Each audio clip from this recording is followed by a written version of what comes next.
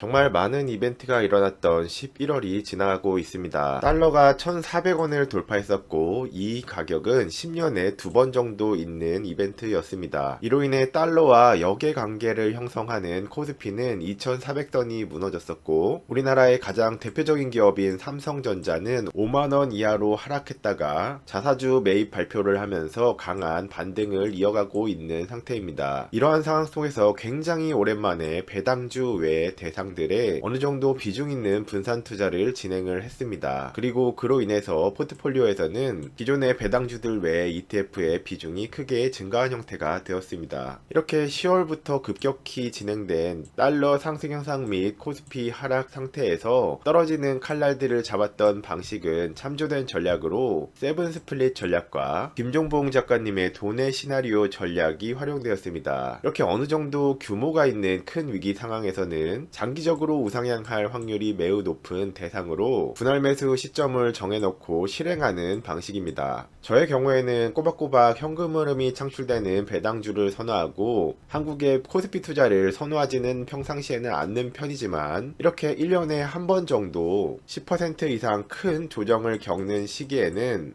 중장기적으로 우상향 확률이 가장 높은 대상들에도 분할 투자하는 전략을 가지고 있습니다. 저의 경우에는 이 세븐 스플릿 전략을 참조해서 코스피의 경우에는 약 2500선 이하로 떨어져서 1500선까지로 해서 약 10구간 정도 분할 매수 시점을 미리 정해놓고 금액 또한 미리 정해놓는 편입니다. 그리고 기계적으로 내가 정해놓은 할당 금액에서 2500을 터치했을 때 10분의 1을 투자하게 되고 그 다음에 2400을 깼을 때 또다시 10분의 1을 투자하는 방식으로 분할 매수 시나리오가 진행되게 됩니다. 이런 시기에는 기초지수 ETF 투자를 선호하는 편이고 커버드콜 전략을 저는 그렇게 선호하는 편은 아니지만 가끔씩은 횡보장에서 병행하여 활용하는 경우도 있습니다. 라이즈 200 위클리 커버드콜의 월 배당금 지급 이력을 먼저 살펴보면 3월분 분배금은 105원이 지급되었고 4월분은 103원 5월분은 105원, 6월분은 105, 106, 100원씩으로 해서 거의 균등한 분배금 지급을 하고 있다가 9월분에는 분배금이 140원으로 좀 껑충 40%나 증가한 모습을 보였으며 이번 10월분 분배금도 11월에 이제 지급이 되었는데 142원이 지급된 것이 확인이 되었습니다. 분배금이 이렇게 40%나 크게 이제 증가를 하면서 9월분과 10월분 분배금은 현재 주가 8,800원 기준으로 해서 시가 배당률이 무려 월 분배금으로 1.6%나 지급된 형태가 확인되었습니다. 기존 예상 분배금은 약 13% 내외 정도로 예상이 되고 있는데 콜옵션 매도 프리미엄이 갑자기 증가한 영향인지 9월분부터 굉장히 높은 수준의 분배금 지급이 되고 있는 형태가 흥미로워 보였습니다. 다음으로 타이거 200 커버드콜 상품의 월 분배금 지급 이력을 살펴보면 이 대상 역시 월 편차가 그리 크지는 않았는데 1월분부터의 분배금은 61원, 62, 63, 62, 64원에서 65원 이런 식으로 해서 대부분 이제 60원에서 65원 사이의 분배금이 꾸준하게 지급되고 있는 것을 확인할 수가 있었으며 현재까지 1월분부터 10월분까지의 총 배당금 지급 합계 금액을 더해보니 620원이 지급된 형태였기 때문에 월 평균 배당금은 62원이 지급되고 있었으며 이를 연으로 이제 환산해서 12개월로 곱셈을 해보면 744원이 지급될 것으로 예상되는 시점이기 때문에 현재 주가 8,070원을 기준으로 해서는 예상 연 분배율은 9.2%가 예상되었습니다. 코스피를 기반으로 한 커버드콜 상품들을 살펴보니 횡보장을 자주 겪는 우리나라 환경에서 매력적인 상품으로 보이기도 했지만 저는 아직까지는 이런 위기 상황에서만 오리지널 코스피 기초지수 기반의 ETF의 전환 매수 투자 시나리오를 실행하지만 커버드콜 전략을 적극적으로 선택하고 있지는 않은 상태입니다. 그리고 코스피가 주저앉았다고 해서 싸졌다고 해서 무작정 이제 투자를 하는 것은 그리 현명하지는 않기 때문에 코스피 상장사들의 이번 24년도 3분기까지의 실적 합계 데이터를 살펴봤더니 24년도 3분기까지의 상장사들 영업이익의 합계는 무려 65%나 늘어난 상태라서 역대 최대치를 기록하고 있는 형태가 확인되고 있습니다. 여기서 이제 매출은 5%밖에 증가를 하지 않았지만 영업이익은 65% 증가하고 순이익은 70%가 증가하면서 매우 높은 상승률을 보여주고 있었습니다. 이 부분은 예상되기로 초강달러 현상이 계속 이어지고 있어서 수출량과 수익 부분의 증가가 상당 부분 기여했을 것이라 생각되는 부분이었습니다. 하지만 전 세계에는 수많은 국가들이 있으며 강달러 현상이 발생하는 것이 우리나라에만 해당되는 부분은 아니기 때문에 수출 의존도가 높은 국가들은 수출 경쟁력과 수익이 함께 증가하는 구조가 됩니다. 그래서 23년도 1월부터 12월까지의 작년도 달러 가격과 24년도 1월부터 이후의 달러 가격을 살펴보니 그래프로 그냥 확인을 하더라도 23년도 평균적인 달러 가격보다도 현재 24년도의 달러 가격이 더 높은 수준에서 지속이 되고 있었기 때문에 수출 기업들의 영업이익과 순이익이 크게 증가했을 것이라고 예상되었습니다. 그럼에도 이 정도나 큰 폭으로 실적이 60% 이상씩 영업이익과 순이익이 향상된 부분들은 개인적으로는 굉장히 놀라운 부분이었습니다. 이러한 양호한 형태의 1분기에서 3분기까지의 코스피 상장사의 실적 합계 발표 및 이런 현상과는 반대로 24년도 10월부터 11월까지는 모두가 체감하고 계시듯이 급격한 초강달러 현상과 코스피 급락 현상이 발생을 했고, 코스피에 포함된 대표적인 삼성전자, 현대차 같은 대기업들은 물론 국내 리츠 등 모든 투자 대상들에서 급격한 외국인 이탈이 일어났으며, 그로 인해서 자산들의 가치는 최소한 10% 이상, 20% 이상 수준까지도 하락하는 이벤트가 발생을 했습니다. 그리고 이렇게 모두가 부정적인 기사들에 사로잡히는 이럴 때 잘 살펴보니 분명 1분기에서 3분기까지의 실적 발표 데이터는 이렇게 주가가 급락할 수준으로 안 좋은 것이 아니라 데이터들은 분명 그리 나쁜 데이터들은 아니라고 판단이 되었습니다. 물론 이것이 더 큰 위기 전에 데드캣 바운스일지 아니면 그냥 3개월에서 6개월 정도 또는 1년에서 2년 정도의 시간이 지나면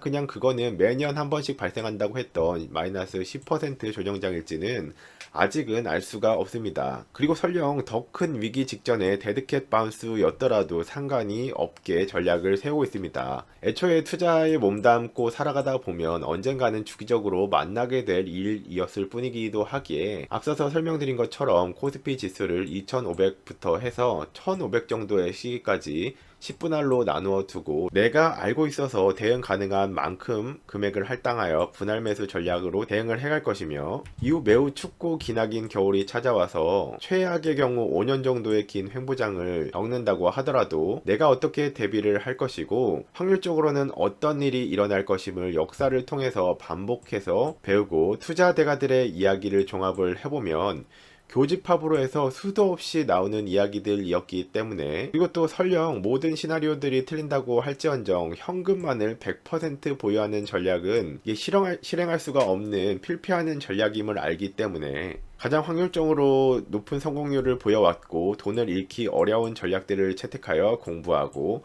활용을 해갈 뿐이라고 생각합니다. 아무리 공부하고 연구를 해도 투자는 100%는커녕 90% 성공률도 꿈의 수치라고 저는 생각을 합니다. 투자계에서 엄청난 명성을 가지고 있는 피터 린치조차도 이 영역에서 상당한 실력자들은 60% 정도의 성공률을 볼 것이다 라고 말했습니다.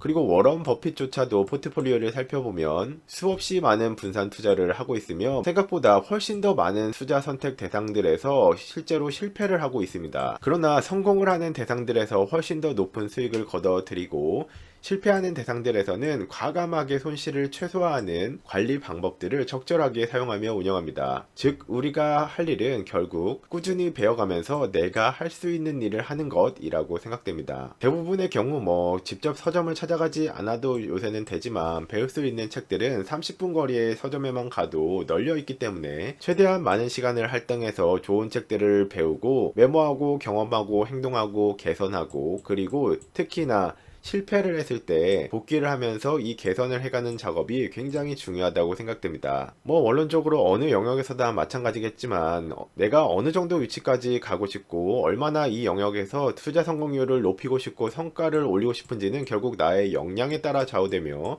나의 역량은 결국 내가 오늘 하루 그리고 한 주, 한 달간 얼마만큼의 시간 투자를 할 것인가와 비례합니다. 이렇게 경험치를 누적해서 쌓으며 실력을 높여가는 것이 투자 성공률을 높여가는 유일한 방법이라고 생각됩니다. 그리고 이렇게 좀 시장이 안 좋은 시기에 특히나 한국 투자 대상 코스피에 대해서 이야기를 하는 것만으로 부정적인 견해가 있으실 수도 있는데, 저 역시 그렇게 평상시에는 좋게 보지 않는 코스피 지수에 하락하는 시기에 투자를 하는 방식은 군중 심리와 굉장히 반대되는 행동과 말들이기 때문에 비난을 받을 수도 있을 것 같다고 생각은 됩니다. 그럼에도 투자자들은 자신만의 목적지와 방향성을 잡고 자신이 감내 가능한 리스크 내에서 전략을 수립하고 선택하는 자신만의 기준과 원칙을 반드시 만들어야 한다고 저는 생각을 합니다. 그리고 결론적으로 자신이 돈만 벌면 그뿐이라고 생각을 하기도 하는데, 이는 미국 주식을 선택을 하던 한국 주식을 선택을 하던 또는 기술주 투자를 하던 배당주 투자를 선택하던지 간에 자신에게 충분한 목표 수익률을 얻을 수가 있었는지가 굉장히 중요한 것 같으며,